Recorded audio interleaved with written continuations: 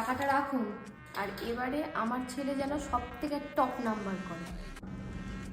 আপনার ছেলে যদি ভালো পরীক্ষা দেয় তাহলে সে অবশ্যই ভালো নাম্বার করবে, আর যদি খারাপ পরীক্ষা দেয় তাহলে এই টাকাটাও কিছু করতে পারবে না। আপনি কি ভাবছেন আপনি ছাড়া এই কাজ আর অন্য কেউ করবে না?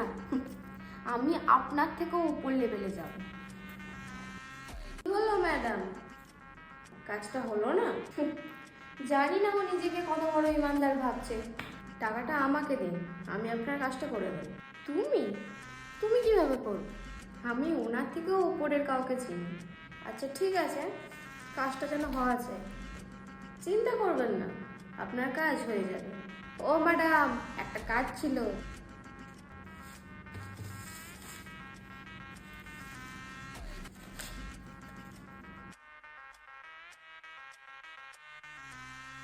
বুঝলে মনু, এটাই রাজনীতি। সাপও মরলো আর লাঠিও ভাঙলো না।